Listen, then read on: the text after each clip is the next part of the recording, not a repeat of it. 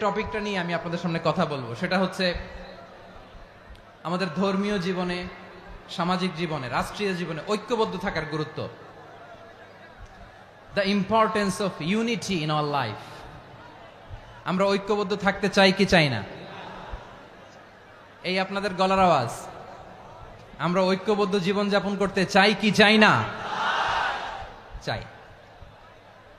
ঐক্যের কোনো বিকল্প নাই। গত 50 বছর তো দেখেছি এ ডিসইউনিটি, অনৈক্য, বিভেদ, বিচ্ছিন্নতা আমাদেরকে কোথায় নিয়ে গিয়েছে। এই যে দেখেন, কিছুদিন আগে আমাদের বর্তমান নেতা ডক্টর ইউনূস, উনি সব রাজনৈতিক নেতৃবৃন্দদেরকে ডেকেছেন একটা ইস্যুকে কেন্দ্র করে। তার মানে গোটা বাংলাদেশ এক হয়ে গিয়েছে। আমরা সবাই উদ্বেলিত হয়েছে, উচ্ছ্বসিত হয়েছে, ঠিক কিনা বলেন? রাজনৈতিক নেতাদেরকে ডেকেছেন উনি, আমরা এক হয়েছি। এরপর ধর্মীয় অঙ্গনের যে লিডাররা, বিভিন্ন ধর্মের, শুধু মুসলিম না, সবাইকে ডেকেছেন, আমরা ঐক্যবদ্ধ হয়েছি। এটাকে বলে ন্যাশনাল ইউনিটি, জাতীয় ঐক্য।